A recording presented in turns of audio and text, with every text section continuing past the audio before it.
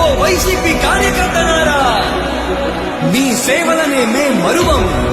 మీ అందరికీ మా వందనం.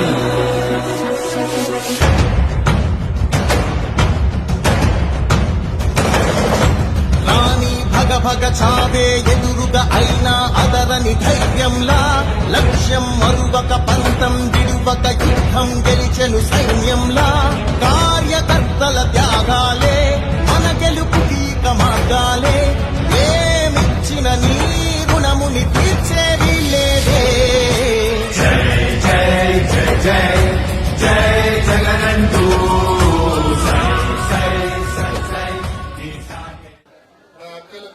నా చెల్లెమ్మలకు, ముఖ్యంగా ఈ వేదికపై ఉన్న పెద్దలందరికీ, మండల నలుమూలల నుంచి ఇక్కడికి విచ్చేసిన నా అక్క చెల్లెమ్మలకు ప్రతి ఒక్కరికి పూర్వక నమస్సుమాంజలు తెలియజేస్తున్నా.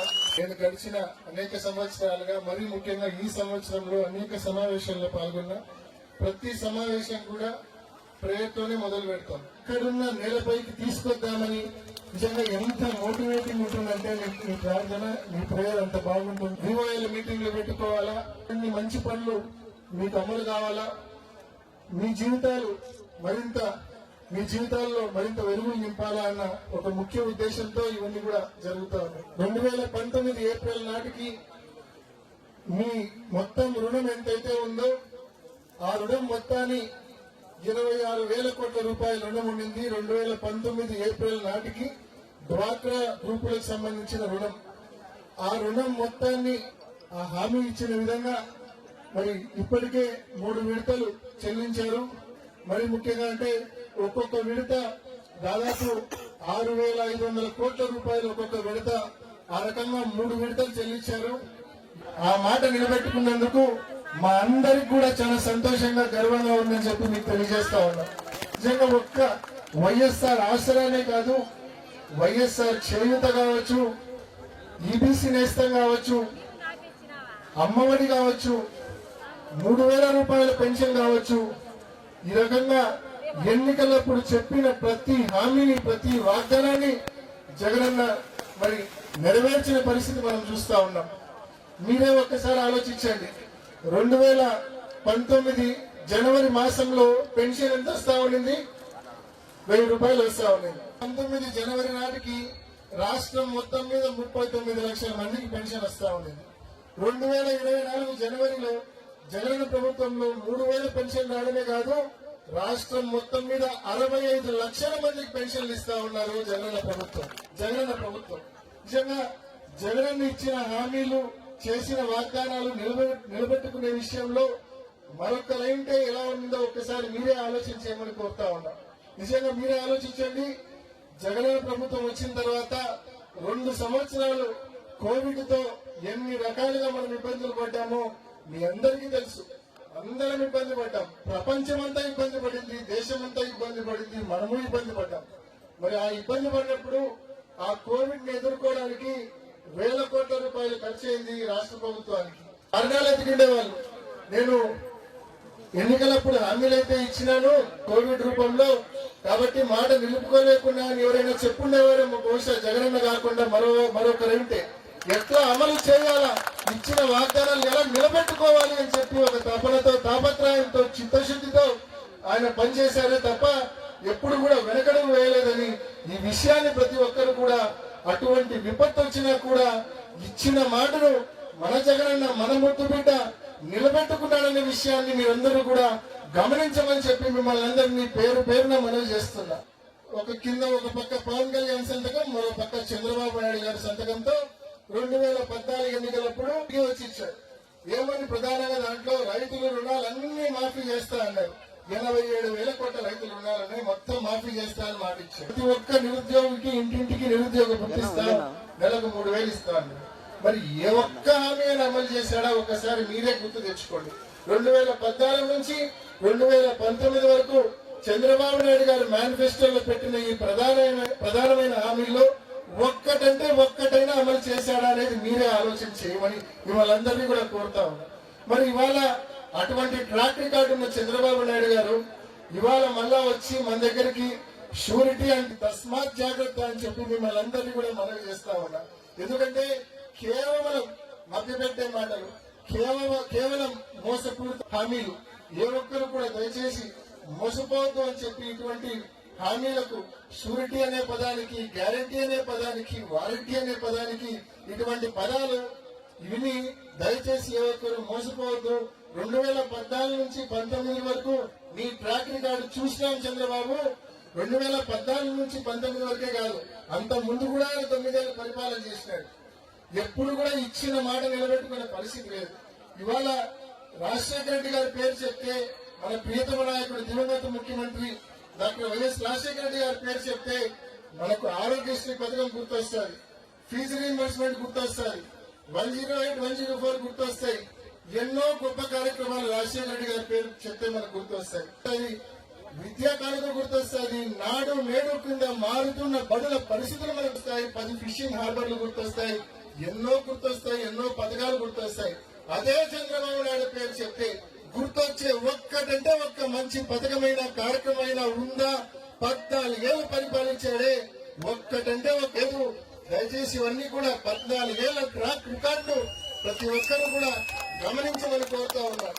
ఇవాళ ఆయన ట్రాక్ రికార్డు బాగలేదు కాబట్టి ఈరోజు ఆయనకు తోడుగా ప్రత్యక్షంగా పవన్ కళ్యాణ్ కలుపుకున్నారు. మరో భారతీయ జనతా పార్టీని కలుపుకునేదానికి మరి ముఖ్యంగా ఎల్లో మీడియా మద్దతు ఎట్లా ఆయనకు ఉండనే ఉంది. మరి ఎల్లో ఈ TV9, TV5, ABN, ఈనాడు పరోక్షంగా కాంగ్రెస్, సిపిఐ, సిపిఎం ఇంతమందితో ప్రత్యక్ష పరోక్ష పొత్తులు పెట్టుకున్నాడు చంద్రబాబు నాయుడు. ఇంతమంది స్టార్ క్యాంపెయినర్లు ఉన్నారు ఆయనకు. మరి జగన్మోహన్ రెడ్డి గారు ఈ మధ్యనే చెప్పారు, తనకున్న స్టార్ క్యాంపెయినర్లు జగన్మోహన్ రెడ్డి గారు ఒక్కడే, 1 versus against all ఆర్డ్స్. Jaganmohan Reddy గారి ధైర్యం ఏంటి, జగన్మోహన్ రెడ్డి గారి యొక్క నమ్మకం ఏంటంటే మీరే జగన్మోహన్ రెడ్డి గారి ధైర్యం, మీరే జగన్మోహన్ రెడ్డి గారి నమ్మకం. ఎందుకంటే ఆయన స్పష్టంగా చెప్పాడు, నా పథకాల వల్ల లబ్ధి పొందిన ప్రతి ఒక్కరూ నా స్టార్ క్యాంపెయినర్లే. ఇన్ని కోట్ల మంది స్టార్ క్యాంపెయినర్లు బహుశా ఉండరు అని చెప్పి జగన్మోహన్ రెడ్డి గారు చెప్పారు. కాబట్టి జగనన్న మీ పైన ఏ నమ్మకం అయితే పెట్టుకున్నారో, స్టార్ క్యాంపెయినర్లుగా మీరు జగనన్నకు అండగా నిలబడమే కాకుండా మీ గ్రామం మొత్తం కూడా, మీ గ్రామాల మొత్తం కూడా జగనన్నకు అండగా నిలబడేలా మీరందరూ కూడా మరి పనిచేయాలని మిమ్మల్ని అందరినీ పేరు పేరున మనవి చేస్తూ, మన చీనీకాయలు అనంతపురి యార్డు కాదు, పులివెందులలో ఉండే యార్డులో అమ్ముతా ఉన్నాం.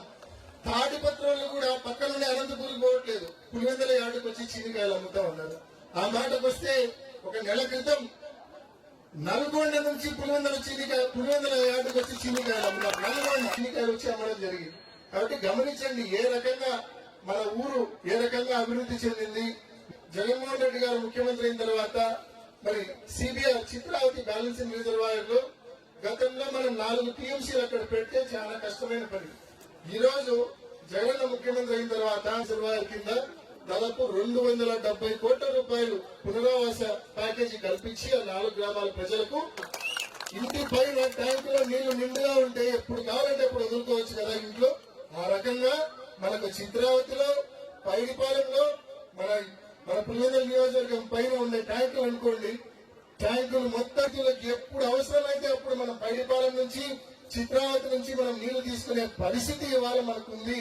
ఈ పరిస్థితికి కారణం ఆ రోజు దివంగత ముఖ్యమంత్రి డాక్టర్ వైఎస్ రాజశేఖర రెడ్డి గారు చేసిన పనులు కావచ్చు, అదేవిధంగా జగన్మోహన్ రెడ్డి గారు ముఖ్యమంత్రి అయిన తర్వాత గండికోటలో 12 నుంచి 26 టీఎంసీల స్టోరేజ్ కెపాసిటీ పెంచడం కావచ్చు, అదేవిధంగా చిత్రావతిలో 5 నుంచి 10 టీఎంసీలకు స్టోరేజ్ కెపాసిటీకి పెంచడం వలన మాత్రమే ఈ రకమైన వెసులుబాటు మన రైతాంగానికి, రైతులకు మరి ఇంత చక్కటి సమావేశం ఏర్పాటు చేసినటువంటి సింహాద్రిపురం మండల మరి వివోఏలకు కావచ్చు, ఏపీఎంస్ కావచ్చు, సీసీలకు కావచ్చు, ముఖ్యంగా వైఎస్ఆర్ కాంగ్రెస్ పార్టీ అన్ని గ్రామాలకు సంబంధించిన నాయకులకు కావచ్చు, ముఖ్యంగా మరి రామ్మోహన్ అన్న కావచ్చు, స్థానిక సర్పంచ్ రామ్మోహన్ కావచ్చు, అదేవిధంగా మరి ముఖ్యంగా నా సోదరుడు శ్రీకాంత్ మరి ప్రత్యేక చొరవ తీసుకొని ఇంత భారీ సమావేశం మండలంలోని వైఎస్ఆర్ కాంగ్రెస్ పార్టీ కార్యకర్తల సహకారంతో, వివోఏల సహకారంతో ఇంత పెద్ద ఎత్తున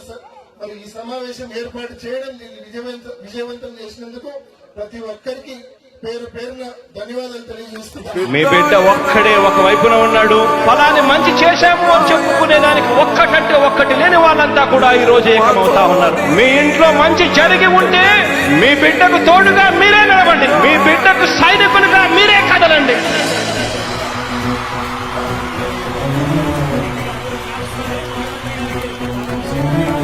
మీ ఇంట్లో మీ బిడ్డ వల్ల మీకు మంచి జరిగి ఉందా లేదా అన్నది మాత్రమే ఆలోచన చేయండి. మీ ఇంట్లో మీ బిడ్డ వల్ల మీకు మంచి జరిగి ఉంటే మాత్రం మీ బిడ్డకు సైనికులుగా మీరే నిలవండి అని చెప్పి సందర్భంగా కోరుతా ఉన్నా. ఆ అక్కలకు ఆ చెల్లెమ్మలకు నేను చెప్తా ఉన్నా, నేను చూశాను, మీ కష్టాలను నేను విన్నాను, మీ అందరికీ చెప్తా ఉన్నాను, నేను ఉన్నాను అని చెప్పి మీ అందరికీ కూడా భరోసా ఇస్తా ఉన్నా. జననేక జగనన్నా మననేక